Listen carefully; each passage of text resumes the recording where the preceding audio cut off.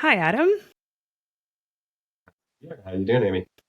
I am good. I'm very excited about today, and we're going to get started. So, welcome to the Download Illusion, insights into podcasting metrics and what independent podcasters should really focus on. Are you ready to stop chasing downloads? I know I am. I'm especially excited today to be joined by Adam McNeil, who will be sharing his insights and experiences from his podcasting journey, along with his extensive expertise in the industry. Our goal today is to shift your perspective, to help you break free from the obsession with downloads. We've all been guilty of constantly refreshing our numbers, especially after we've uploaded a new episode. I know I have as well. And when people ask you about your podcast, often the first question is, how many downloads do you have? But the truth is, downloads are more of an illusion than a reliable metric. So let's get started. I'll start with me. My name is Amy Schluter, and I'm your host for today. I am the CEO of Bespoke Productions Hub, a Canadian Canada's fastest growing independent podcast network, is what I wanted to say. Our mission is to support and amplify the voices of independent podcasters. What makes our network unique is membership is open to everyone, regardless of experience or audience size. So that means we'll never ask about your downloads. Instead, we focus on empowering podcasters to explore their passions and share their stories with a global audience. Now, let me introduce you to our guest. Adam McNeil is SVP of Client Services at Adopter Media, where he leads the media buying team, helping scale brands into household names through podcast advertising and YouTube sponsorship. Before stepping into podcast ad buying, Adam was an independent podcaster himself and also managed influence partnerships for a Calgary startup. Through that experience, he saw firsthand the power of podcasting for brands, from starting out as a podcaster to working with some of the industry's biggest names. Adam has become a leading voice in the podcasting space. He regularly shares his insights on LinkedIn, so be sure to connect with him there. Adam and I had the pleasure of meeting at Pod Summit, a Canadian podcasting conference held in Calgary last fall. And he delivered a very insightful and inspiring keynote on why downloads don't matter, and it was a message that truly resonated with me. And a fun fact, Adam is a coffee lover and an expert in kendama. So welcome, Adam. Good to be here. I wish I should actually. I do have a few drops left of my coffee, but I should have made a fresh cup for this. I used to always do that. Anytime I'd do a webinar or podcast, I'd always make a fresh cup of coffee. It was like a ritual that I'd have, and here I am. I'm dropping the ball today. well, for you, it's still morning, so it's not like late afternoon coffee, right? True. I like having a habit though, and I think I've tried to tone down my caffeine intake, and here I am now. So now only one cup in today. Wow, how does a coffee expert only tone down their caffeine or coffee intake? Quality, not quantity. I really enjoy a really good cup of coffee, but I don't actually drink as much as I used to. There was a season when I was in college, I was an addict or a fiend for caffeine. 3, 6, who knows how many cups in a day, as many as I could find. It was a lot. I think most of us were, yes, absolutely.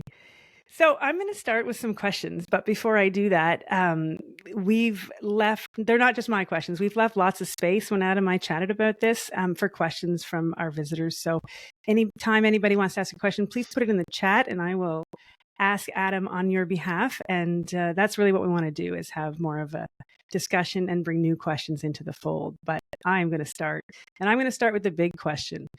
Why is there such an overemphasis on downloads in the podcast industry? And at what point did you realize that downloads weren't the metric that we should be fixating on?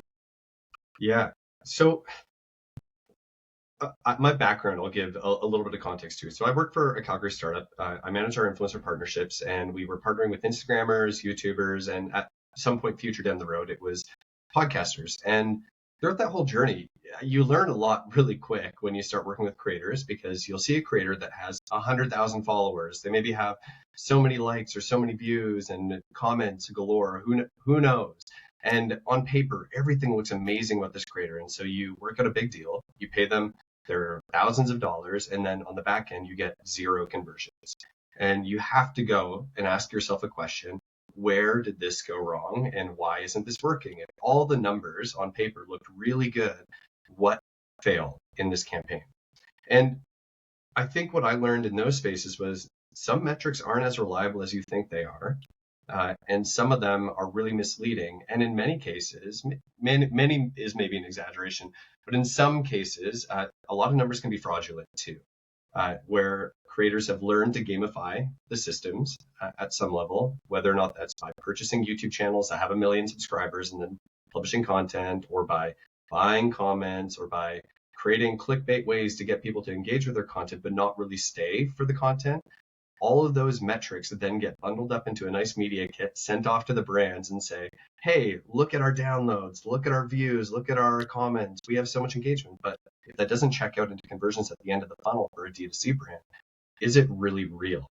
And so that led me down a path when I got into podcast advertising to realize downloads aren't really a good arbiter of success or of influence. And it wasn't a correlation that I looked at, because the number that I wanted to quantify, which I don't know if I found a perfect quantification for yet, is what is the influence of that creator? That's the number that I wish was more present or available or visible. And ideally what I'm pushing our team for is, how do we quantify influence? That's, I think that's the magic question, is it? I mean, if you can figure that out, you are way ahead of everybody else, because a lot of the key metrics you're talking about outside of downloads, they're in lots of different places. So finding them can be hard. And then you figuring out what they mean is also a challenge, I assume. Yeah. Well, and to be more specific about downloads within podcasting, I think the reason that they're so held in high esteem is because it's the clearest form of comparing yourself to any other podcast, right? It's the one number that is a little bit more concrete to the podcaster, that they can say, well, I have 10,000 downloads. Oh, well, I have 15,000, or whatever it is. In the same way that we might look at a YouTube channel and they say, oh, I got 10,000 subscribers, etc. And it's an easy number to compare and contrast, but is it really the number that drives influence? I don't think so. At least the data wouldn't say that it is. I see shows that are a tenth of the size of another show outperform tenfold the size of a show that's 10 times bigger than it. And that's not an exaggeration. Like, consistently, I see this very regularly.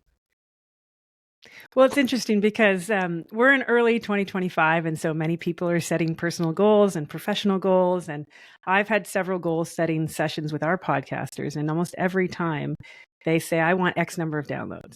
So can you talk to us a little bit about, if you're an independent podcaster, because that's kind of what we're talking about, if you're setting a long-term goal or even a short-term goal for that matter, what metrics should they be looking at instead? Sure. So personally, and this is not a widely used metric in our industry yet, and frankly, because I've been gatekeeping it for our team probably a little bit, but we call it the Goldmark estimate, or the Goldmark ratio. Is a really helpful tool that we use, at least for gauging influence of a podcast. It's not 100% accurate, but it's helpful for getting a little bit behind the downloads. And the way that this formula works is you really only need 2 data points. You need to know the downloads of a podcast. So when a show comes to us and they say, hey, sponsor our podcast, and we ask, how many downloads per episode do you typically get in a 30-day-ish window? They might say, I get 10,000 downloads. And then we go to their Apple iTunes page, typically US, or you can collect all the iTunes reviews on their global iTunes. And that number of reviews, not the star rating or anything, though you could add that as a factor, but the number of reviews, and you can see that there's a ratio typically between those two numbers, how many downloads and how many reviews they get. What Brian Goldmark, who used to work for, I'm going to get it wrong, I can't remember the original company he was at when he discovered this, but he's since been at Locked On Studios. He originally, long time ago, found that the average ratio of a show when they were acquiring shows would have about 5% of its downloads per episode leave reviews on its podcast. You can make the correlation that if you have 100 downloads, you multiply that by 20, and that's roughly going to be what you get per episode of your podcast. But then there's outliers to that. And this is where the Goldmark ratio comes in, is that sometimes the actual downloads are less than what that ratio or that estimate would be. So for example, a show might have 1,000 reviews, so we'd assume 20,000 downloads per episode, but it actually only has 5,000 downloads per episode. Well, that's a really good engaged audience, because they're leaving reviews at a higher rate than an average show would. And the only way you're going to get that is if people really hate you and it's a lot of really negative reviews, or they really like your content and they're willing to go out of their way to support it. And so to me, that's one symbol that we use to gauge, is your audience really engaging with you as the creator and supporting you. If they're willing to support your show, they're probably willing to support the brands that support your show. And we found that to be a pretty good correlator for success. Well, that's an interesting way to look at it. And you did mention that when you gave your keynote, and that's what did intrigue me is that you sort of distilled it down to some math, which I found very interesting. And I also liked that, I mean, we're even could talk about 500 downloads an episode kind of thing, but Mhm. if people are engaging with you and you talk about Apple, so what about Spotify or even social media? Does that factor in at all? We haven't figured out a good way, and this is candid.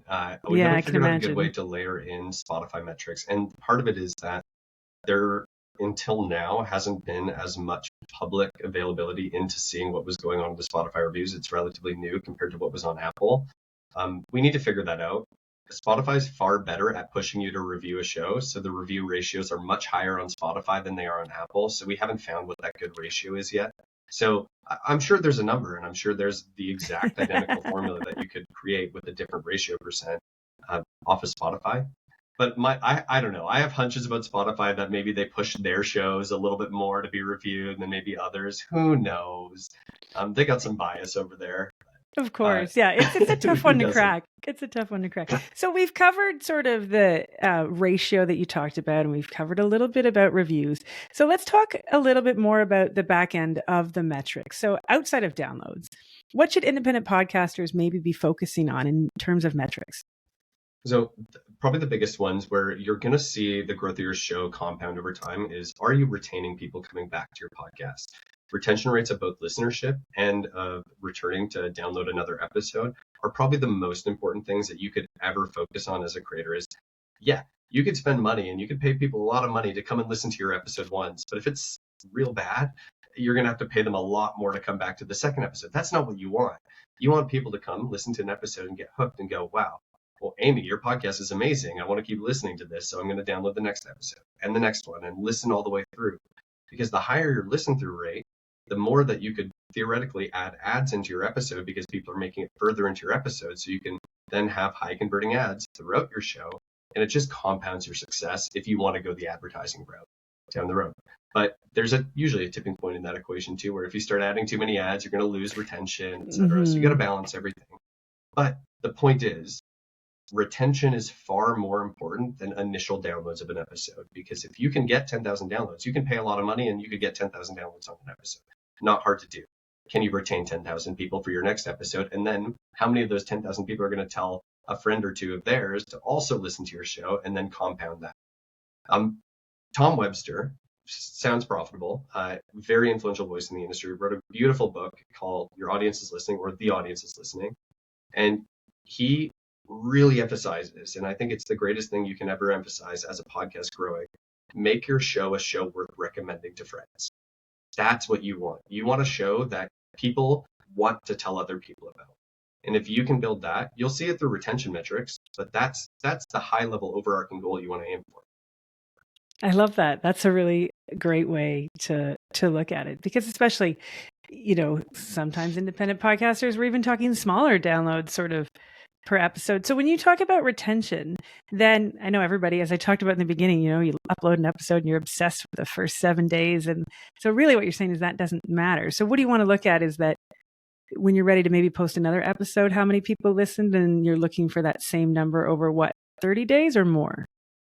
Yeah, to be honest, I'm not sure the exact days that I would look at it, but you can almost feel it more than you can see it, right? You can see the traction growing on your socials. You can see the traction growing in many other areas. If you're seeing a stagnation or a decline of both engagement, so if you're posting your episode on Instagram for whatever reason, your cover art, and you're promoting your episode, are you seeing more and more people engage week after week? Are people engaging with your last week's content when you talked about it? Say, hey, oh, what did you think of this episode on your story? And if you're getting no replies, well, did anyone really listen to your episode? They might have downloaded it.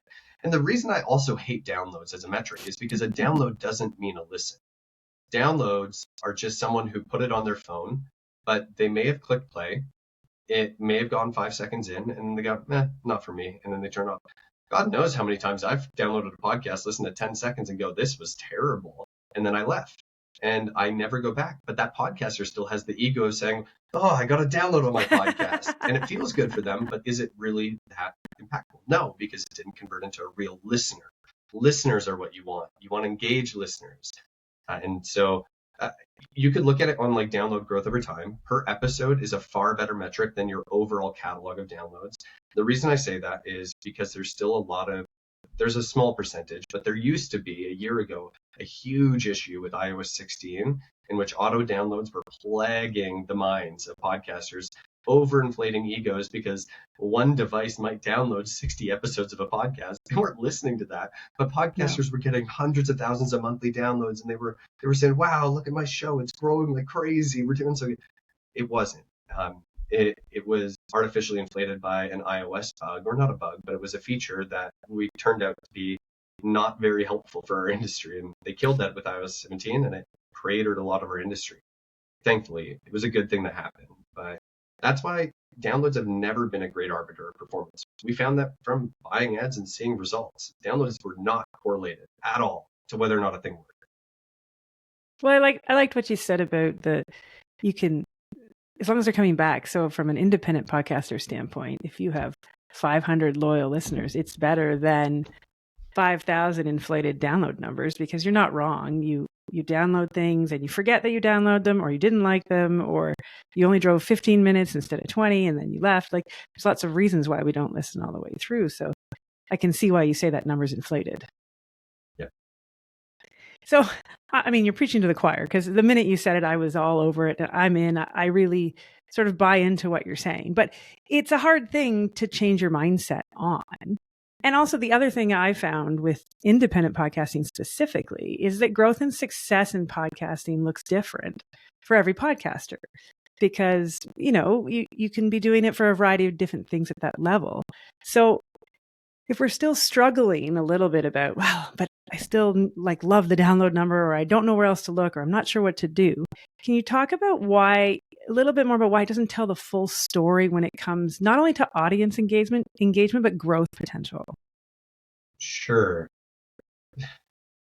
So a download, again, it's a little bit of a fairy tale metric where it feels like it has impact, but it's not the thing that is even connected to whether or not you make it on the iTunes top charts. Um, iTunes is looking at so much more than that, and they have a pretty complex formula that no one really knows. But if you talk to people at Apple, it's not that simple of what gets onto new and noteworthy. They have people that hand select some of it, etc. And so the platforms you work on don't care that much about your downloads. The only people that care about your downloads are the large networks that want to package them up and ship them off to a holding company and sell them as programmatic ads at CPMs that are so low for you but high for them that they can make a lot of money. And that is trading away something that is so valuable for you and so valuable for them, but it's so costly for you in the long term. The growth metrics that you can pull out of downloads are, yeah, you can continue to look at downloads per episode. That's a practical way to see the impact, but it's the outcome. It is not the driver. You can't just say, I want more downloads. What you can say is, I want to create a show that's worthy of having people recommend my show to other people, which will in turn increase the downloads that I get. And so you can then use your downloads as a scorecard metric to go, oh, well, I've grown 50 downloads this month. What did I do to do that? Was it just natural? Did I make better content? What am I actually changing in my content to do that? So this is kind of a non-answer. Maybe I'm running in a circle here. No, but it is a circle, though. We're all trying to figure it out, right? I don't know if there's a lot of practicality in focusing on the download. I would rather go, okay, I've released 7 episodes. How does my retention on each of these episodes look like now over the past 7? I added a new segment in my podcast that's at the 15-minute mark. And now is my retention better after 15 minutes or worse after 15 minutes in my show? Oh, actually, that segment's killing my show right now. When people get there, my retention drops 10%. Maybe we should stop doing that segment. Maybe that's killing our show and we're losing people. That to me is a better piece of data than whether or not your downloads are going up, because that's implying that people are sticking around listening to your show. If you can get someone to stick around for an hour of you talking, like, holy, Yeah, Like that's a that special is person, right? that's you gotta be a really special person. You have to be a curious person. You have to have good questions. You have to know how to have a good conversation. Assuming you're doing something topical, you have to be able to tell a good story. To capture someone's ears and their brain for an hour is no small feat. No. So focus on that metric more than anything, because if you can do it for an hour, man, they're going to recommend you to everybody. The fastest growing shows, there's a show right now that's like flying through the charts right now. It's called Fantasy Fangirls. It is a book cast. They read fantasy fiction books or whatever, and they talk about them. It's a huge thing. And there was this huge moment that happened on the internet recently about a book called Onyx and Storm or something. I don't even know the book, but it's part of this crazy series. I don't know what it is, but every girl on TikTok is reading this book right now. So I don't know tell me about it if I don't. But the point is, this show has been around for quite some time. They've built a really loyal fan base. It's actually been a great partner of ours. We've worked with them for years. And then they finally struck gold. They already had a formula of a really good engaged show. They focused on that. And then the moment this viral thing happened, they were already in it. And everybody was coming to them because they had a show worth recommending. And then all of a sudden, when everybody else is like, oh, I'm reading Onyx and Storm and I just want to talk about it, everybody goes, you have to listen to Fantasy Fangirls because they're the best podcast that talks about fantasy books. And they're talking about Onyx Storm. So now this viral moment has hit this podcast. They were already ready for it. They didn't have to change. They didn't have to adapt to it because they already had a really good show worth recommending to other people that when virality hit, it scaled their show like crazy. What a lot of people do is the opposite. They go, oh, we try to attach to this big moment, but their show wasn't worthy yet. They didn't have a recommendable show. And so even though there was a viral moment and they tried to attach to it, it just inflated their downloads, but didn't keep engagement. My hunch is Fantasy Fangirls will now continue to rise a lot more because they've now earned all these new listeners. The show was already a good show. So hopefully many of those viral listeners that are coming through will now stick with that show and grow. So that's where real growth happens, is like when you're ready, you have to be ready to take on those viral moments. But if you're not ready for it, it's not good for you. You'll miss it, I guess. Yeah. 100%. Yeah. I'm going to stop here because we have a question that I think, well, it's relevant to sort of the particular subject matter we're talking to. So do you have any advice for how to make your show be recommended, I guess, sort of what you were talking about, I guess, is what they're sort of asking. Sure. Well, every show is going to be different. I can tell you from my example of my podcast of how I learned what was working for my show. So when I launched my show, it was about kendama, and I would interview professional players in the space or business owners, etc. And it was very much a conversational show. I hosted it on Instagram Live in the middle of COVID. My audio quality was terrible. It was a very ragtag system. I sat in my kitchen with Apple headphones plugged into my phone, talking to people on Instagram Live, then stripping the audio, putting it on a podcast platform. It was not a high production program. However, in the early episodes, I would get 5-10 listeners maybe tuning in live. Live data is crazy good. And the reason I like it is because you're talking to someone live. I ask Amy a question and Amy responds, and all of a sudden I see the view count go down because people are like, oh, that wasn't a very good question, or this talking point is really bad, and nobody's engaging. And then inversely, I might ask you a different question, then all of a sudden I see the view counts go up. The moment this hit me the hardest was I was interviewing a ex-pro player, or I guess he was still pro at the time, Max Norcross, who played for Sweet Kendamas, and he was the podcast or the kendama rock star of our community. He was the big party guy, traveled around the world, blah blah blah blah blah. And I remember I asked him a question. I was like, did the weight of expectation ever hit you really hard, or something along those lines? And that led us down a really emotional conversation in which he broke down and like cried on the podcast and talked about like how hard it actually was to be that person for everybody and travel the world and everything that was going through his mind. And I watched the view count on my live stream triple over the course of 15 to 20 minutes. And then I realized, oh, people don't want to hear, oh, what's your favorite trick you've ever landed on a kendama? People don't want to talk about what's your favorite, wood type of kendama. Well, what's your favorite? People don't want those questions. What they wanted to know was the people behind the game. They wanted to know the emotional journeys that these people were on, what brought them into this space, who are the people that have influenced them, and all these things. And it became a deeper podcast ever after. And so the questions that I began to ask were far away from anything to do with the game itself, but more and more to do with the people that played the game or influenced their journey in it. And that's when I hit like a really big growth curve in my podcast. I only saw that because I had live data.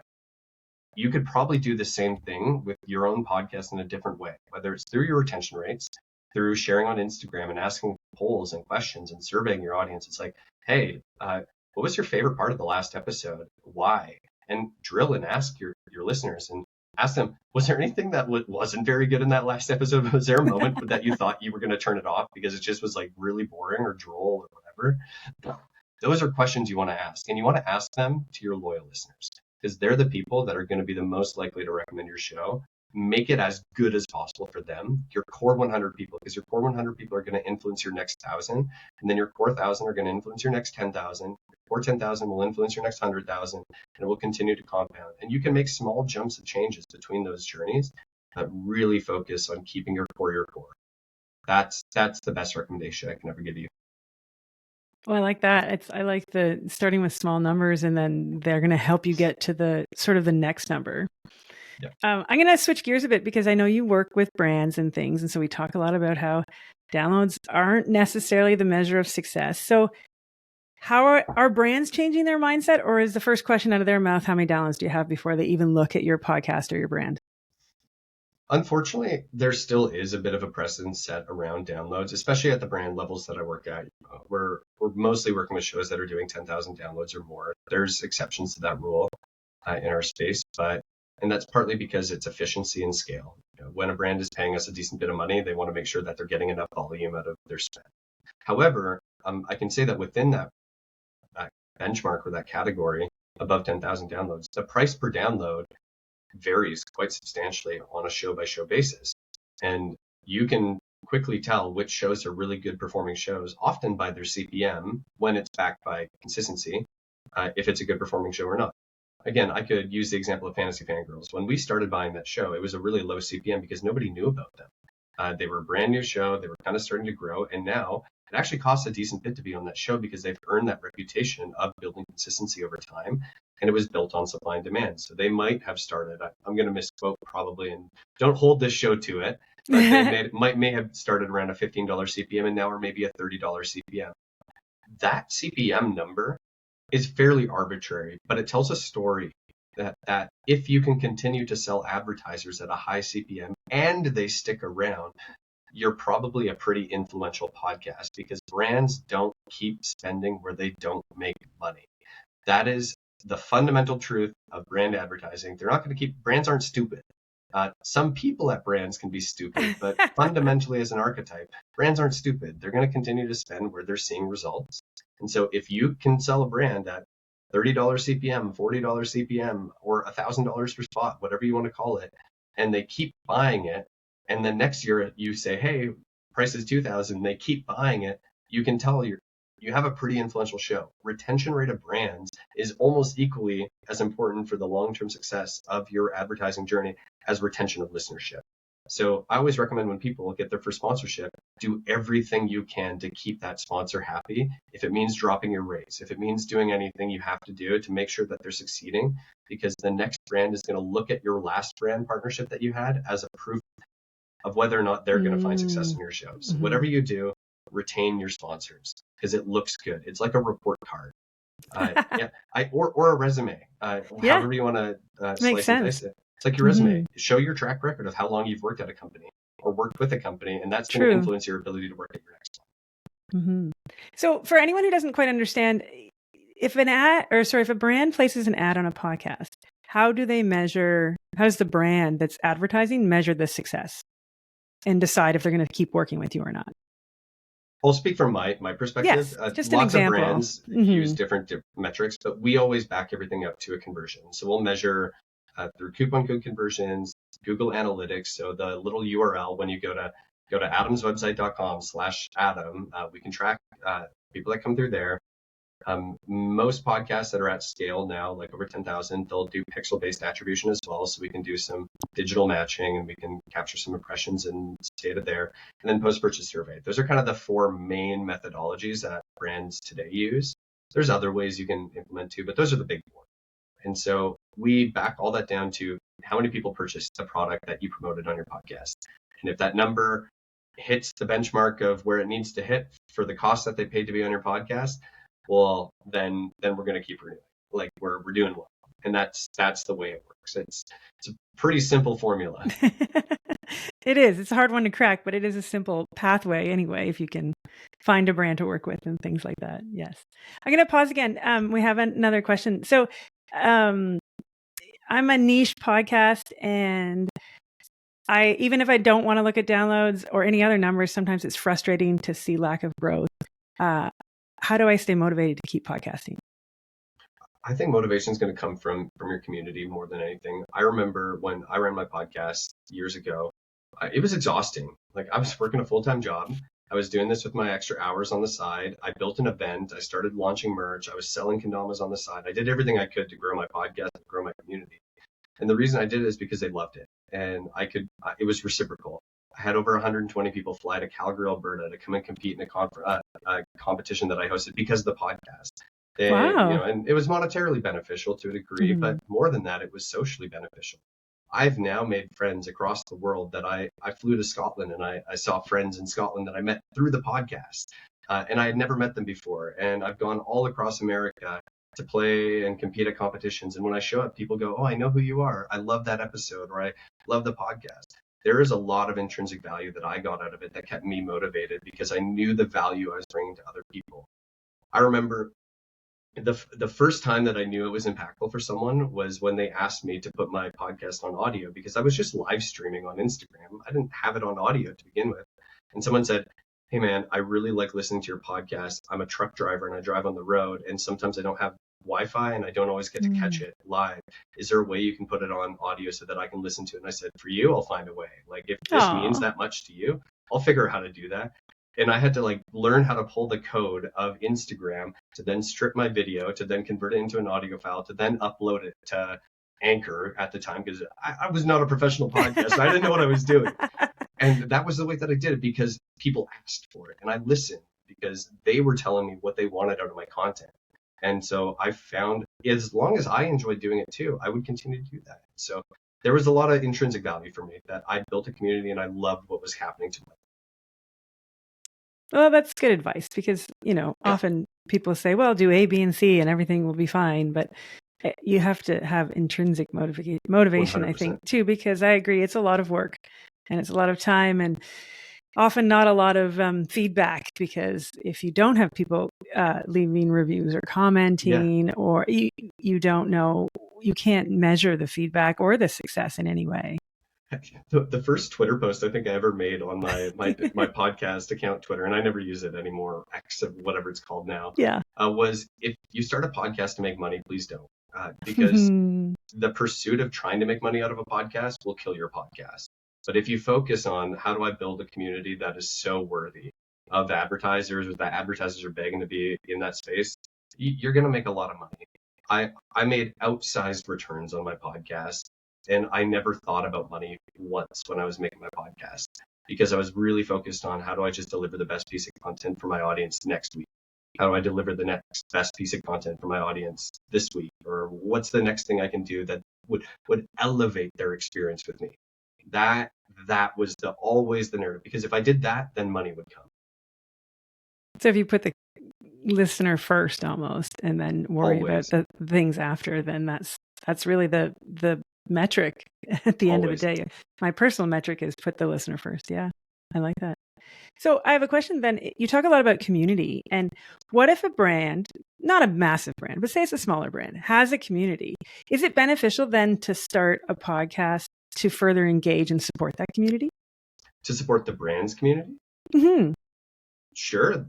There definitely is a way to do that. So my first sponsor that I ever had on my podcast was Onyx Coffee Lab, and it was a coffee company I fell in love with out of Arkansas. I literally was paying so much money in customs to get their product shipped to me that I sent them an email. And I said, "Guys, I love your product so much. I recommend it all the time on my podcast. I would love to be able to have you guys as a sponsor on my show." And they agreed, and we worked it out. And I paid they eventually paid me back my dividends of what I brought to them in terms of my own dollars spent on their product. Yeah. But for me, what I started doing was I would engage with the Onyx Coffee community. I was posting about their stuff. I was a part of it, and I got involved. I got to know the CMO there. I was involved in everything that they were posting. I saw their chocolate. I would go out of my way to just share stuff about the brand. I then made it a part of my weekly podcast where I was like, "I'm drinking my Onyx Coffee Lab today. This is what I'm drinking. What are you drinking?" Or I would do their annual, they did an advent calendar of coffee. And I would buy that every year, and I would just continue to incorporate myself in the brand to the point where I would get 20 posts a week on other people's Instagram stories saying, I'm drinking my Onyx Coffee Lab because of the Brewvia podcast or Right. whatever it was. And people were buying into it. It's like, oh, what should I get next? Oh, and then more than that, I started writing blogs. I was like, oh, people don't know how to brew coffee. Okay, well, maybe they're coming to me for resources. I'm going to start writing blogs on here's how I brew my coffee. And all of a sudden, people were buying AeroPresses and Chemixes and all these things that I was recommending. And they were making coffee and posting in their stories of, hey, I'm making my coffee with Adam's recipe or whatever. And so I saw this coffee community starting to build within my community of kendama players. And it started this little cult of people who were quote unquote hashtag coffee gang was what we were calling ourselves. It was so cheesy, but it became something really real to the point where it was like a big thing. And I was invited to do like coffee stuff at events. And so that was a huge part of it. And it kind of spurred completely out of a sponsor deal that I had, that I took more initiative than what they asked me to do. And that benefited me really, really well. And I always, go above and beyond, engage as much as you can. Like, brands can be frugal and they can be cheap, but don't be cheap in return. If you give them a lot of value, brands will come back and usually give you a lot of value. And if they don't, then maybe end the relationship. But if you're afraid of being taken advantage of, you're probably working with the wrong brands. Mm. So you should be comfortable sort of going above and beyond. And if you're Yeah. not, it's a good signal about maybe not working with that brand, I guess. Yeah. So you've talked a lot about all the things that you've done, and you're at Adopter Media now. Do you have time for any of those extracurricular things? What are you doing outside of your day job now? My day job now is trying to learn how to be a better teacher and educator to our team. I wish I could say that I do a lot of things outside of work, but work is a lot of my life right now. I like to rock climb. I still make coffee every day. I still play kendama a little bit, not as much as I used to. And I've had the travel bug more recently in the past 2 years to go out and see more of the world. I hadn't gotten the chance to do that as a kid too much, and so that's a little bit more of my adventures these days. But no, like I'm pretty set on how do I become the best leader of a media buying team that exists in our space, and how do I train media buyers, because that's the biggest hurdle in our industry right now, is how do we train people to do what we do, because there's less than 50 to 100 people in positions like mine where they're buying for brands. I would say less than 50 people manage nearly 80% of all the spend that goes live on podcasts today. It's pretty outsized, and so we need more people like me, but it's kind of hard to learn, and it takes time and it takes a lot of risk. I'm very blessed and very fortunate to have stumbled into it by accident when I worked at Fume in Calgary. And I wish more people would stumble into this space because it's lovely and the people are amazing. And I love the work that we get to do. Oh, I love to hear that. I love when people love doing what they're doing. I think that's great. So it was an interesting stat. So 80% of the buy is done by what, 50 people? Is that kind of what you're saying? Pretty Probably much? give or take. I'll split it into two categories, because there's the podcast specific buying groups, Mm-hmm. and then there's what we call the holdcos, and they're the big agencies that represent, Procter and Gamble or whatever. Procter and Gamble is kind of just programmatically dumping money into the space. They're not doing podcast ad buying, they're programmatically buying through an exchange. So I kind of separate that out. There's about $1 billion in our industry that is from podcast direct buys of brands that are invested in podcasting as a medium. And of that $1 billion, I would say about 800 million of that comes from a small handful of agencies and brands. Your BetterHelps, Ad Results, Oxford, Baritone, Adopter Media, and a handful of other agencies in the space. And of those agencies, there's not a lot of main buyers there. Like, I manage between $10 to $20 million a year of podcast ad spend myself in our agency. It's not a lot of people that manage a lot of the money that's in this space. And so if you want the money, get to know those people really well. But it just means that there's a lot of room for disruption in our space. So if you're a really smart, scrappy young person that wants to learn how to do podcast ad buying, there's never a better time to get in, because the competition of people is not that high. It's not like Facebook. There's like 50,000 people in your city that know how to do Facebook ad buying. There's one, maybe, who knows how to do podcasting. So on that, then, because I come from the independent podcasting side, how do independent podcasters get even just a fraction of that millions of dollars that you just mentioned? Because if downloads aren't important, but downloads are the way through the door, there's probably a lot of value in some independent podcasts that people haven't heard of. So how did Totally. they maybe get your attention or get the attention of the other 49 people? I'll give a few recommendations. So Yeah. one, go to brands direct. Don't go to agencies. If you are a smaller podcast, do not come to me. And that's not because I don't want to talk to you. I probably do. And maybe I'm an exception. I'll still chat with you. However, most agencies just don't have the time in their day to then look at shows that are call it 10,000 downloads, unless you're a rare exception. And that can be from a health and fitness podcast because the doctor on that podcast is extremely influential outside of it. Right. Or whatever. Yes. That doesn't mean your podcast is not worthy of having ads. It's just agencies like to simplify their buys to big groups and to streamline it. So what I did is, as a podcaster, I went to brands direct that I really liked, that I knew were smaller.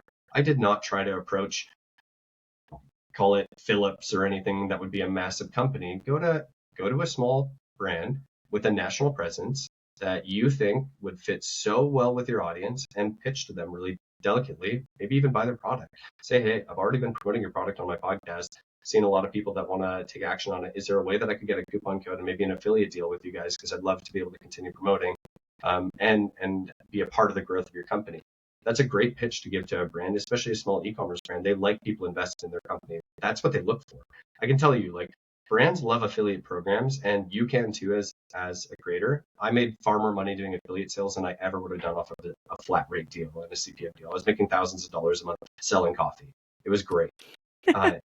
And that would be the first recommendation. You can do that by going to Brands Direct. There's also a platform that's coming up for podcasters called Code ADX.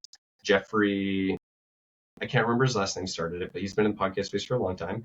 And it's basically designed for small podcasters to list themselves on this platform to Shopify brands as affiliates. So you can then get all these affiliate deals and you can apply for them, get them, and then promote them on your podcast, socials, etc., and get paid for them.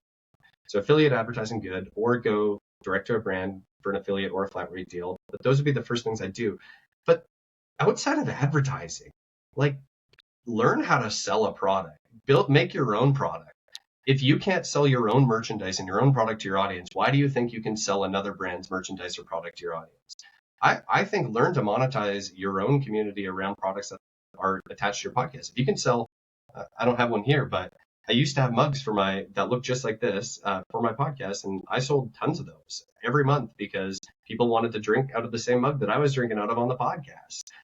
And that was a great way to prove that I could sell product. I knew that I had influence, and that's how I quantified it. And then I would sell kendamas, and then I started selling other people's products. Sell your own stuff first, and then start selling other people's stuff, because you'll make more money selling your own stuff first, because you get to control the margins, you get to control it all, you get to be a part of the process, and plus it builds your brand. I still go down to events and people are wearing my t-shirts and I haven't ran my podcast for 3 years.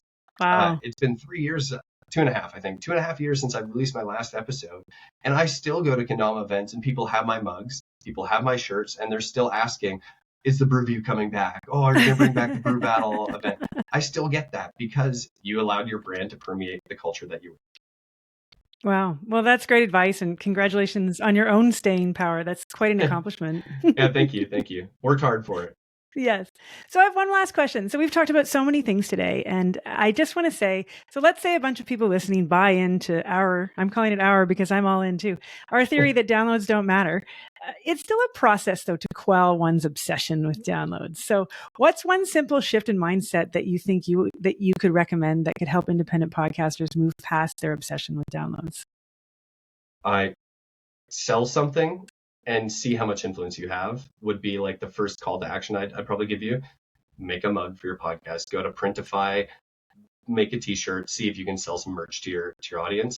If you can probably sell products. And then you can quantify that and go down the advertising route, get an affiliate deal, do whatever, quantify that. And you'll realize that you might make more money just selling your own stuff than trying to get an advertiser at the industry standard CPMs of $20 to $25. And look, if you want to go that route, you can, but you have to have a lot of downloads to be a high income earning person from your podcast. And frankly, I think you'll make a lot more money doing your own merch sales, doing your own affiliate deals, and finding other ways to monetize your audience. Maybe host an event or a live show once in a while. Do a course or a webinar, depending on your content. There's so many different ways to monetize. I think advertising is one of the worst ways to monetize your show.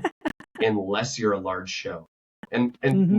not to be bitter about it, but I'll paint the math real fast. If you have Mm-hmm. 1,000 downloads on your show, and let's say you're a normal average performing show, you get a $25 CPM. So for your 1,000 downloads per advertiser on your show, you're going to get paid $25. You can maybe tolerate your audience having 6 to 8 ads. So at best, you're maybe making $200 on that episode. Mm-hmm. $200. You release one episode a week for 52 weeks. 200 times 52, you're maybe making $10,000 in a year, and that's assuming you can sell 6 to 8 ads per episode every week and retain every brand and not have to burn through and churn through 8 different brands. Good luck. Like, you're going to spend more money trying to get those 8 brands on your podcast and then retain them. You are just so much better off almost consistently selling your own stuff first, building your own community that can then pay you from other things.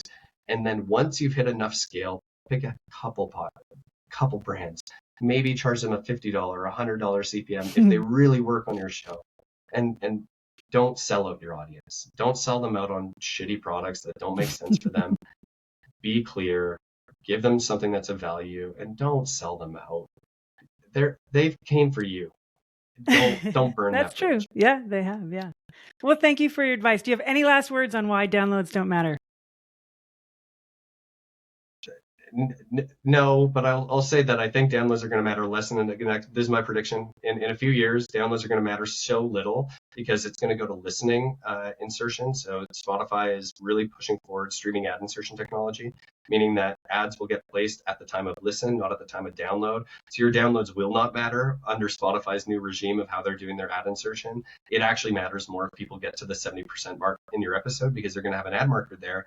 And they're only going to serve as many ads as people that get to the 70% mark. And so your downloads will not matter under Spotify's new ad insertion model if you want to go their programmatic route, which my prediction is I think Spotify is going to decimate Apple over the next 3 to 5 years.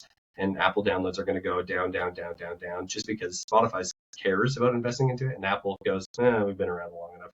They're not doing anything. So that's my pessimistic, optimistic direction of why I think downloads matter less and less. Listen through rate retention are going to matter more and more, and your ability to sell a product is going to determine whether or not you have a high or a low CPM in your show. So those are the metrics that matter more than anything to me. Well, thank you for all your advice, and thank you for joining me today and sharing your wisdom and your experience and your insights. This conversation has given me a lot to think about, and I hope it has been valuable for everyone tuning in. And I also hope that it has challenged some common assumptions about podcasting metrics and provided everyone with a fresh perspective on what truly matters when it comes to growing and sustaining an audience. So I just want to thank you again. And if anybody wants to continue the conversation, you can connect with both Adam and I on LinkedIn, and you can also find us on our website. So Adam is at Adopter Media, and I'm just going to hopefully share some information here. And we're Bespoke Productions. So thanks so much, Adam. I so much appreciate your time and your insights. I really value all of the things that you shared with us today. My absolute joy. Thank you so much, Amy.